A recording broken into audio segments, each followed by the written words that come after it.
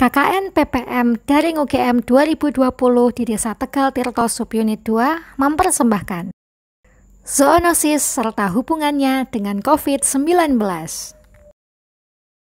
Tanggal 6 Juli ditetapkan sebagai Hari Zoonosis Sedunia. Lantas, apa itu zoonosis? Menurut OIE, Office Internationale Epizootiche, selaku Badan Kesehatan Hewan Sedunia, zoonosis adalah penyakit yang secara alamiah dapat menular dari hewan bertulang belakang ke manusia. Penyakit zoonosis ini juga berlaku sebaliknya, yaitu dari manusia ke hewan. Secara umum, zoonosis dapat disebabkan oleh beberapa faktor, seperti prion, virus, bakteri, protozoa, jamur, dan juga parasit. Seperti yang kita ketahui, di dunia ini, manusia hidup berdampingan dengan hewan. Ada hewan yang dijadikan sebagai teman di rumah, seperti anjing, kucing, kelinci, hamster. Ada juga hewan yang dijadikan sebagai sumber bahan makanan, misalnya seperti sapi, ayam, kambing, domba. Dan ada juga hewan yang tetap dibiarkan liar. Oleh karena itu, setiap orang harus waspada terhadap zoonosis, karena zoonosis dapat menyerang siapa saja dan kapan saja, selagi manusia maupun hewannya tidak menjaga kesehatan. Zoonosis dapat ditularkan dari hewan ke manusia melalui beberapa cara, yaitu melalui kontak langsung dan kontak tidak langsung. Kontak langsung misalnya seperti menyentuh hewan yang terinfeksi, melalui cairan tubuh dan kotoran hewan yang terinfeksi, misalnya lewat darah, air liur, kencing, maupun tinja, tergigit hewan yang terinfeksi. Apalagi zoonosis ini dapat dengan mudah menular dari hewan ke manusia jika didukung dengan luka yang terbuka. Sementara itu, contoh kontak tidak langsung antara lain melalui bahan makanan asal hewan yang terinfeksi seperti daging, telur, maupun susu, gigitan nyamuk, kutu atau caplak, dan juga lingkungan. Lingkungan ini misalnya dari air, tanah, maupun udara, aerosol. Di Indonesia, kita mengenal 15 zoonosis prioritas, yaitu avian influenza atau flu burung, rabies, anjing gila, antraks, brucellosis, leptospirosis, Japanese bee encephalitis, bovine tuberculosis, salmonellosis, schistosomiasis, Q fever, campylobacteriosis, trichinellosis, paratuberculosis, toxoplasmosis, dan yang terakhir cysticercosis atau teniasis. Berikut kita akan membahas 15 zoonosis prioritas, hubungannya dengan COVID-19 dan pencegahan penularan zoonosis. Baiklah, kita mulai yang pertama, avian influenza. Avian influenza atau yang lebih dikenal dengan sebutan flu burung adalah penyakit yang disebabkan oleh virus, yaitu influenza virus tipe A. Yang dapat menyebabkan avian influenza adalah influenza virus tipe A dengan subtipe H5 sampai H16 dan subtipe N1 sampai 9. Umumnya, yang menyebabkan avian influenza adalah subtipe H5N1. Tentunya, bapak-bapak dan ibu-ibu ingat bukan dengan outbreak flu burung di tahun 2003? Sesuai dengan sebutannya, hewan yang dapat terkena avian influenza adalah unggas, seperti ayam, itik, dan burung. Bahkan, avian influenza sangat mungkin menyerang burung liar. Gejala avian influenza pada unggas antara lain, postur kepala dan leher yang tidak seperti biasanya, bulu yang rontok, lemas, pembengkakan daerah hidung, radang konjungtiva, diare, dan dapat menyebabkan kematian secara mendadak. Sementara itu, gejala avian influenza yang tampak pada manusia adalah kenaikan suhu tubuh, keluar leleran bening dari hidung, batuk, serta radang tenggorokan. Yang kedua, rabies.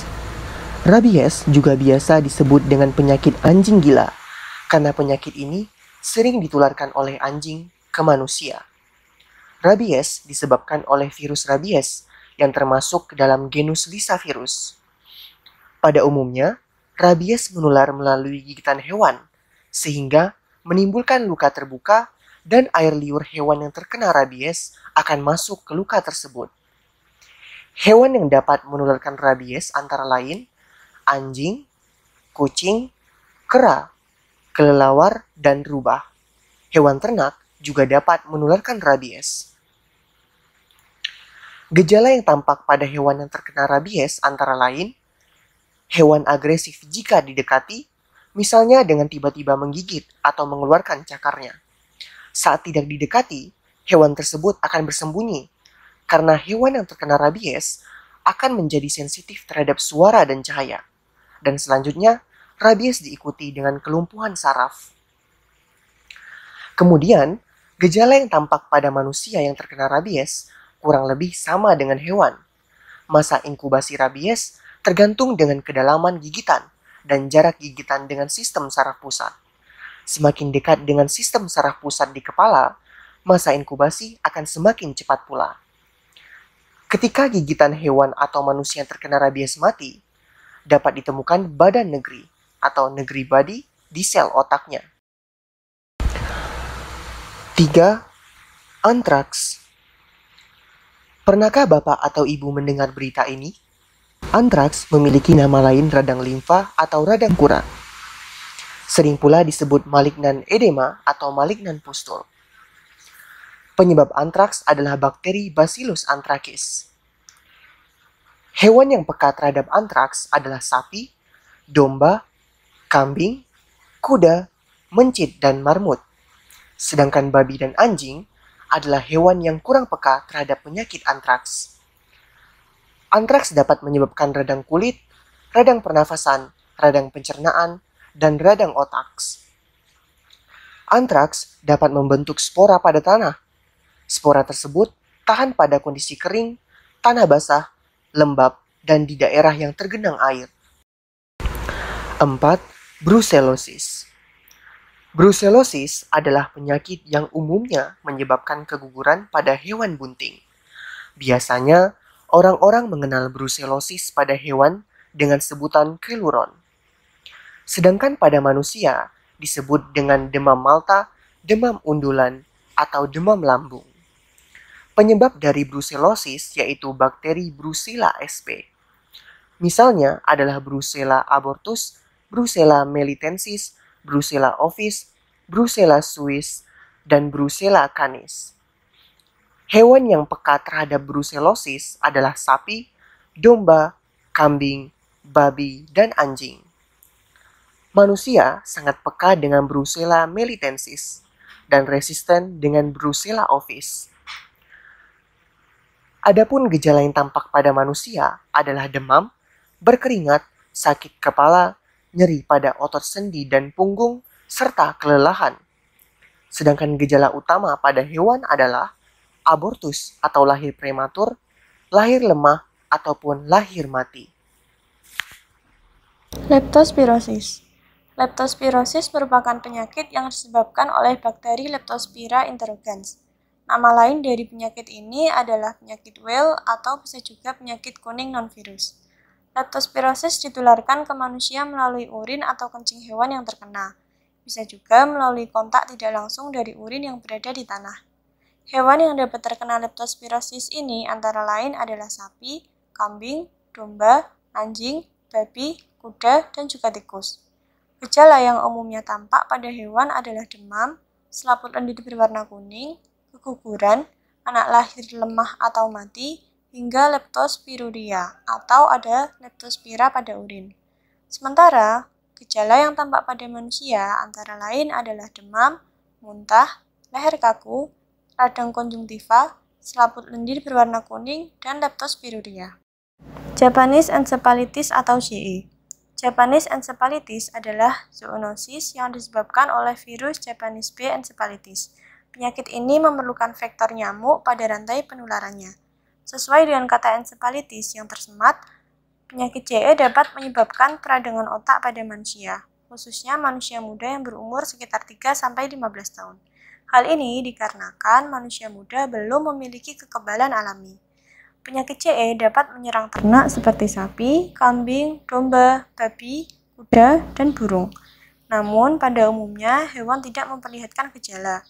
Gejala yang pernah terlihat antara lain peradangan otak dan gangguan syaraf. Manusia dapat tertular penyakit JE apabila tergigit nyamuk yang membawa virus Japanese B encephalitis dari hewan. Gejala penyakit JE yang tampak pada manusia adalah demam, mual, kaku, sakit kepala, dan gangguan syaraf. Bovine tuberculosis. Tentunya kita pernah mendengar penyakit TBC, bukan? Penyakit TBC juga terjadi pada sapi, sehingga disebut dengan bovine tuberculosis. Bovine tuberculosis adalah penyakit yang disebabkan oleh bakteri Mycobacterium bovis. Gejala yang tampak pada sapi yang terinfeksi antara lain adalah demam, batuk kronis, pneumonia, kehilangan nafsu makan sehingga menjadi kurus dan pembengkakan kelenjar limfoglandula.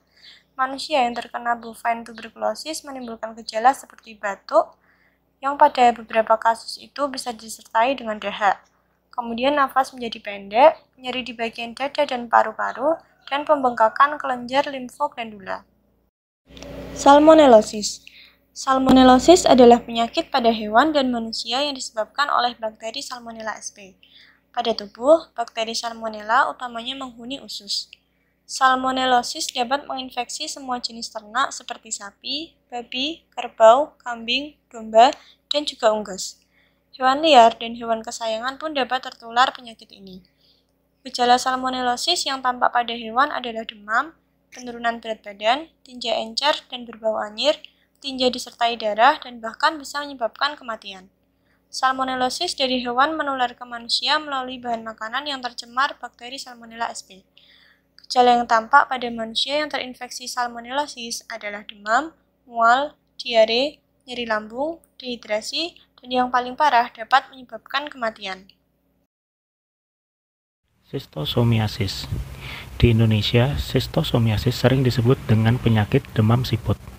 Penyakit ini disebabkan oleh infeksi cacing parasit jenis Schistosoma sp, yaitu antara lain Schistosoma japonicum, Schistosoma hematobium, dan Schistosoma mansoni.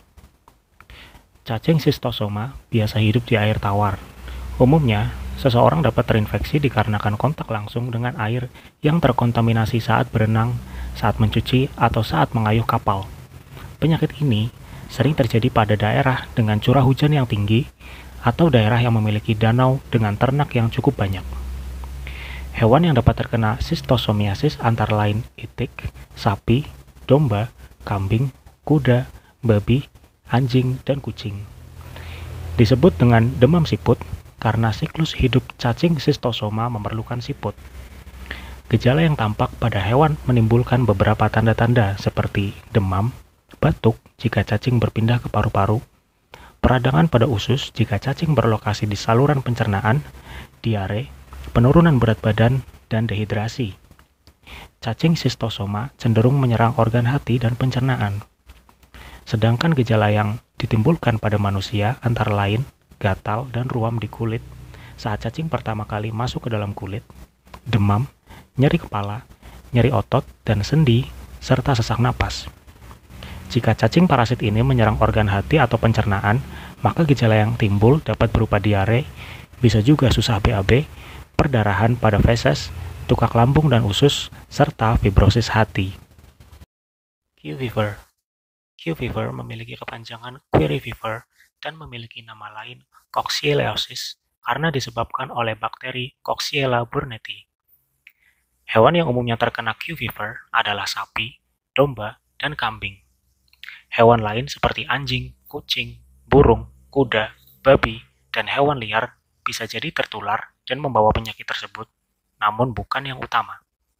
Gejala yang tampak pada hewan antara lain, jika hewan tersebut bunting, maka dapat menyebabkan abortus, anak lahir lemah, ataupun mati. Q fever menular ke manusia dapat melalui gigitan caplak. Gejala yang tampak pada manusia yaitu demam, flu, pneumonia, kemudian beberapa kasus bisa terjadi hepatitis dan ruam di tubuh.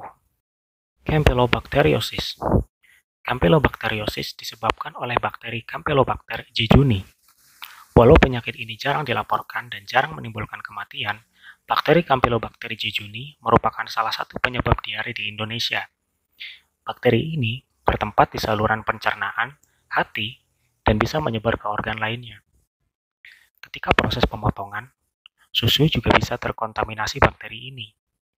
Gejala yang tampak pada manusia ketika terinfeksi Campylobacteriosis antara lain demam, kram, diare, bisa sampai diare berdarah, mual, dan muntah.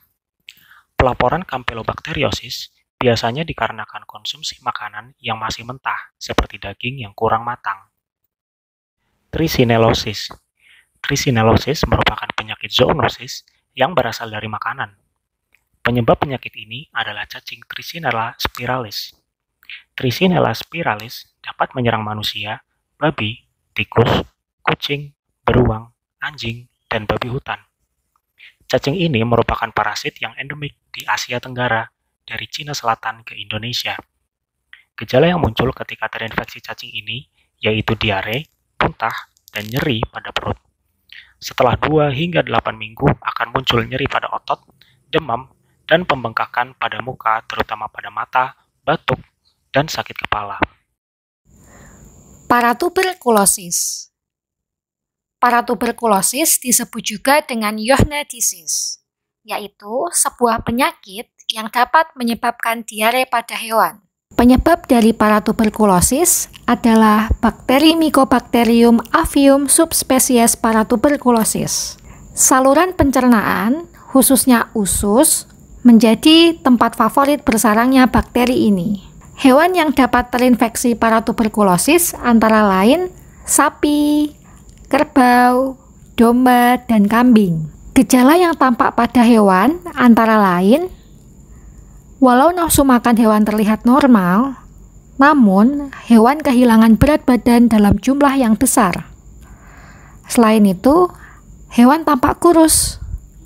Dia juga mengalami diare dan produksi susu menurun. Toxoplasmosis. Nah, penyakit yang satu ini tentunya sudah tidak asing lagi kan di telinga kita? Yap, toxoplasmosis adalah penyakit yang sering dikaitkan dengan peristiwa kemandulan yang terjadi pada manusia. Toxoplasmosis adalah penyakit yang disebabkan oleh protozoa Toxoplasma gondii. Protozoa ini berkembang dan hidup pada jaringan makhluk hidup. Penyakit toxo sering dikaitkan dengan kucing, padahal kucing bukan satu-satunya penyebab. Hewan yang umumnya menularkan penyakit toxo ke manusia yaitu sapi, kambing, domba, babi, kuda, kucing, dan tikus. Penularannya melalui jalur makanan. Biasanya, manusia tertular karena makan daging yang kurang matang dari hewan terinfeksi, atau manusia tertular dari bahan makanan yang didapat dari daerah yang terinfeksi. Jika manusia terinfeksi protozoa Toxoplasma gondii, biasanya manusia akan mengalami gangguan janin selama kehamilan. Zoonosis prioritas yang terakhir, yaitu sistiserkosis dan teniasis. Sistiserkosis atau teniasis merupakan penyakit yang sering juga disebut dengan infeksi cacing pita. Penyakit ini disebabkan oleh cacing Taenia solium pada babi ataupun cacing Taenia saginata pada sapi. Sebagian penderita penyakit ini seringnya tidak menunjukkan gejala ataupun tanda. Kondisinya dapat diketahui saat melihat keberadaan cacing pita pada tinja.